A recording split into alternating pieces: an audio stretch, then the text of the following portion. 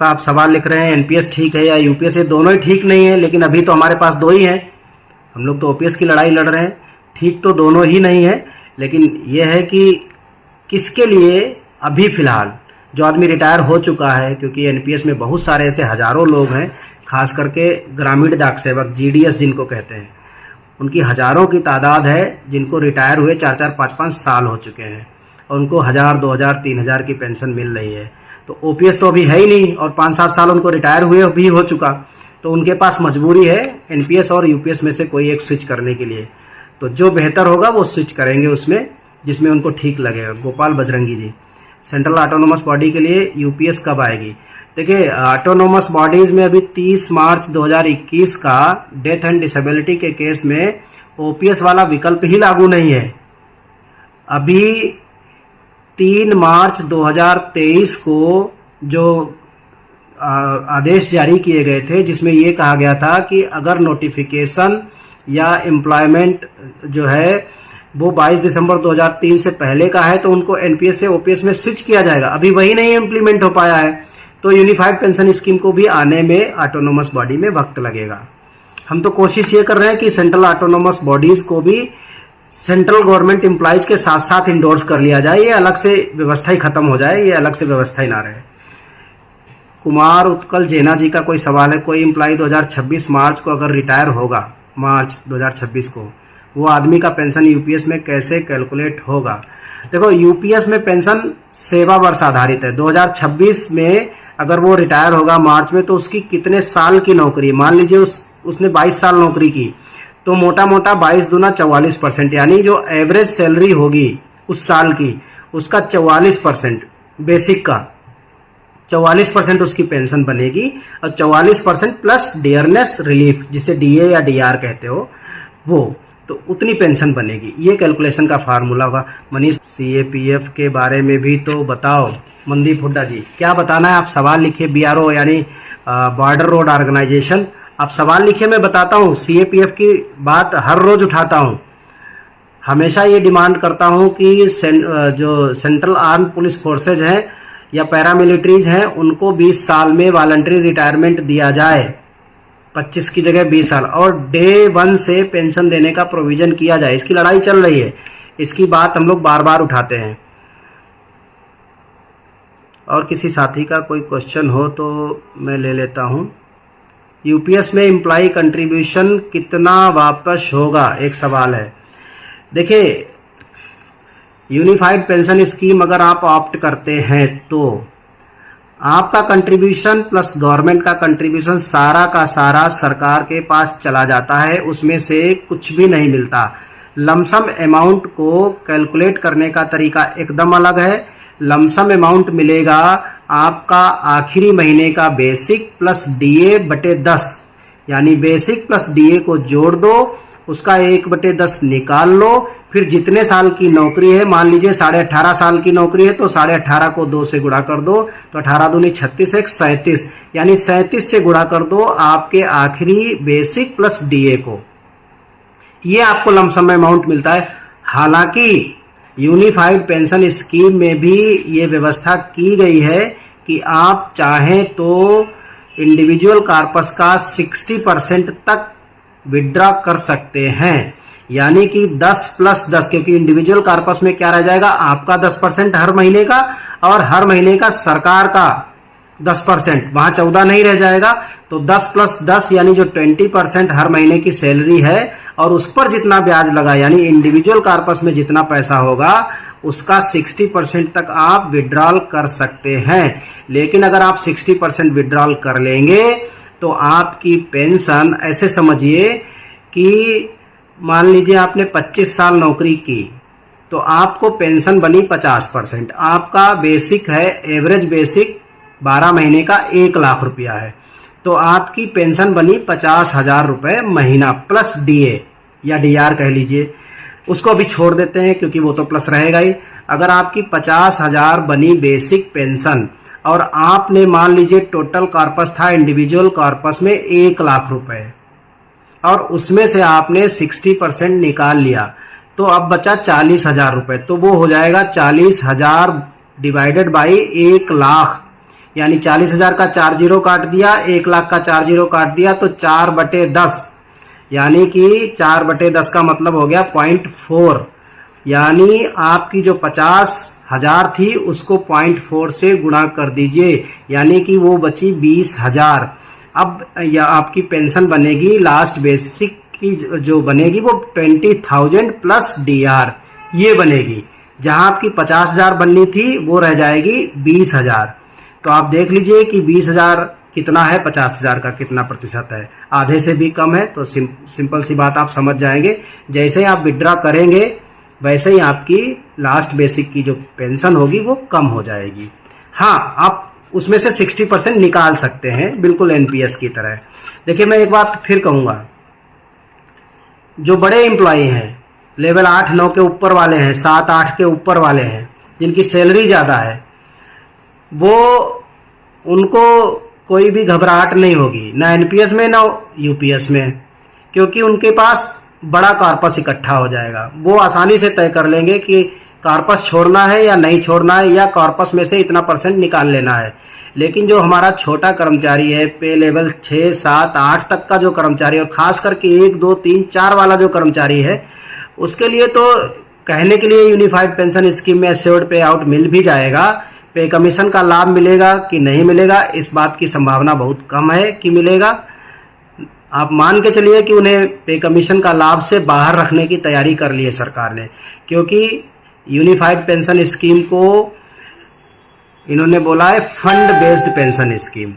और fund based pension scheme होने का मतलब ये है कि सर्विस ईयर बेस्ड नहीं है। सर्विस ईयर बेस्ड ना होने से आपका जो लास्ट बेसिक होगा, मान लो आपके रिटायरमेंट होने के 5 साल बाद पे कमीशन आया, मान लीजिए आप 2025 में रिटायर हुए और 2026 में पे कमीशन आ गया, तो पे कमीशन का लाभ तो वो ये बोल देंगे कि आपकी जो यूनिफाइड पेंशन स्कीम है ये फंड बेस्ड पेंशन स्कीम है। आपने जितना फंड दिया था, सरकार ने जितना फंड दिया था, उसके आधार पर आपको पेंशन दी गई है। तो आपका जो भी 2026 में मल्टीप्लिकेशन फैक्टर आएगा, फिटमेंट फैक्टर आएगा, उस फिटमेंट फैक्टर को यूनिफाइड पेंशन स्कीम वाली पेंशन में लगाया जाएगा कि नहीं लगाया जाएगा, इस बात की संभावना कुछ भी हो सकती है। और अगर मैं कहूं तो मेरा यही मानना है कि डीए भले ही वो मर्ज कर दें, जो डीआर है आपका 50% से ऊपर जाए या कम भी रहे, उसको भले ही आपकी बेसिक में मर्ज कर दें, लेकिन जो एडिशनल जो ग्रोथ मिलती है पे कमीशन में, वो चाहे 20% मिले, 30% मिले, 35 मिले, 40 मिले या 15 मिले, कुछ भी मिले, उसको भारत सरकार देने के मूड में बिल्कुल नहीं है। मैं तो ये मान के चल रहा हूं। और इसी वजह से 25 मार्च 2025 को भारत सरकार डिफरेंशिएट करके एक बिल लाई है, पेंशन लायबिलिटीज डिफरेंशिएशन एक्ट करके लाई है। उसको लाने के पीछे वजह यही है कि वो नहीं देना चाहती है। तो मैं यही कहूँगा कि अगर आपकी बहुत छोटी नौकरी हो तो ही यूनिफाइड पेंशन स्कीम में जाइए, अदरवाइज जाने की जरूरत नहीं है। जब पे कमीशन का लाभ ही नहीं मिलेगा तो रिटायरमेंट के बाद किसकी सर्टेनिटी है कि 20 साल जिंदा रहेगा? कोई भरोसा तो है नहीं। कोरोना हम लोगों ने देख लिया है, बड़ी बड़ी महामारियां देख ली हैं, तो बहुत अनसर्टेन है मामला। तो उसके लिए मैं कहूँगा कि जो सर्टेन है उसी में रहें। और अगर यूपीएस में सर्विस का गणना ज्वाइनिंग डेट से जोड़ी जाएगी, ज्वाइनिंग से जुड़ेगी, बिल्कुल कटौती से कोई मतलब नहीं। अगर कटौती नहीं हुई है तो पीछे की कटौती आप करवा दीजिए, वो कटौती करवाने का प्रोविजन है उसमें। लेकिन जिस दिन आपने नौकरी ज्वाइन की थी उस दिन से आपकी नौकरी जोड़ी जाएगी। सर आपके लेटर हेड पर सेंट्रल ऑटोनोमस बॉडी के लिए यूपीएस लिख दीजिएगा। गोपाल बैरागी जी, मैं अभी 3-4 दिन पहले भारत सरकार के सबसे एलीट सेंट्रल ऑटोनोमस बॉडीज के कर्मचारियों और खास करके मैथ के सारे प्रोफेसर्स थे वहाँ पर दिल्ली यूनिवर्सिटी में, उनके साथ इस मुद्दे को पूरा चर्चा किया है और उनको तैयार किया है कि आने वाले समय में सेंट्रल ऑटोनोमस बॉडीज के एम्प्लॉई इसी बात की डिमांड करेंगे कि भारत सरकार कोई भी गजट, कोई भी पॉलिसी सेंट्रल गवर्नमेंट एम्प्लॉइज के लिए लाती है तो वो direct central government autonomous bodies पर भी लागू होना चाहिए। हाँ, योगेंद्र सिंह जी, जिनका एनपीएस नहीं कट रहा है वो पेंशन बनेगी या 21 साल की सर्विस? भैया मैंने कहा कि अगर एश्योर्ड पेंशन लेनी है तो पीछे का पेमेंट आपको कटवाना पड़ेगा। कटवा सकते हैं, नहीं कटी है ये कोई बड़ा मैटर नहीं, बहुत सारे लोगों का नहीं कटा है, वो कटवा सकते हैं आप। यूपी में यूपीएस लागू कब होगी? अब ये तो भविष्यवाणी तो नहीं कर सकते, लेकिन हो ही जाएगा। दोनों जगह सेंट्रल और वहाँ एक ही सरकार है, तो हो ही जाएगा एक आध 4 महीने में, 2-4 महीने में। We are waiting eagerly for OPS. हाँ, अब ये तो सभी कर रहे हैं, सारे लोग कर रहे हैं। किसी को अभी कहाँ, अभी तो लागू नहीं हो पाया। अमित कुमार सिंह जी कह रहे हैं यूपीएस में पेंशन मिलना शुरू। अरे फाइल प्रोसीजर में कम से कम 2 महीना लगता है, और 30 जून तक तो सरकार ने टाइम दिया है ऑप्ट करने का। तो इसका मतलब ये हुआ कि जो लोग अभी से ऑप्ट करेंगे उनको भी जून के बाद मिलना स्टार्ट हो पाएगा, इतनी जल्दी नहीं हो पाता है। नमस्कार पटेल साहब, कुमार उत्कल जैना साहब। पे फिक्सेशन में बेसिक हो जाएगा, बेसिक ज़्यादा हो जाएगा। हाँ बिल्कुल बेसिक ज़्यादा हो जाएगा, बट रिटायरमेंट में टाइम पे फिक्सेशन लागू नहीं हुआ होगा। सवाल क्लियर नहीं हो पा रहा है। दोनों पति पत्नी के मरने के बाद यूपीएस में कार्पस वापस मिलेगा? नहीं मिलेगा। इसीलिए मैं बोलता हूँ यूपीएस बिल्कुल बेकार है। मान लीजिए, देखिए मेरे पास एक बहुत बड़े ब्यूरोक्रेट है, मैं नाम नहीं लूँगा, उन्होंने अपनी कैलकुलेशन करके भी भेजी थी, बहुत शानदार कैलकुलेशन है। उन्होंने हमसे ये कहा भी कि यूनिफाइड पेंशन स्कीम में ज़्यादा बेनिफिट है, तो कैलकुलेशन बेस पर ज़्यादा दिखती है, लेकिन जब आप देखते हैं सर्टेनिटी अनसर्टेनिटी का रेशियो क्या है, तब आपको लगेगा। मान लीजिए 1 करोड़ रुपए है रिटायरमेंट पर, आपने 50 लाख ले लिए और 50 लाख की एन्युटी करा ली। 50 लाख की एन्युटी 25,000 हो गई, 25,000 रुपये पेंशन मिलना शुरू हो गया, और मान लो 2 महीने बाद मर गया कोई एम्प्लॉय, तो अब पहली बात तो उसकी पत्नी को 25,000 का 60% नहीं होगा, 25,000 सेम टू सेम चलती रहेगी। मान लो 2-4 महीने बाद पत्नी भी मर गई, तो अब अगर माइनर बच्चे हैं तो वही 25,000 उन बच्चों को भी चलता रहेगा, वहां भी कटौती नहीं होगी। फिर मान लो बच्चे अगर बालिग हो चुके हैं, मेजर हो गए हैं, तो उन बच्चों को वो जो 50 लाख की एन्युटी आपने कराई थी, वो 50 लाख एज इट इज उनको गिफ्ट मनी के तौर पर मिल जाएगा। तो ये अगर मैं कहूं कि यूपीएस से कम इस मामले में तो एनपीएस बढ़िया है। जब सर्टेनिटी है नहीं, जब इस बात की कोई क्लैरिटी नहीं है कि सरकार पे कमीशन का लाभ उनको देगी, तो क्या फायदा रहा।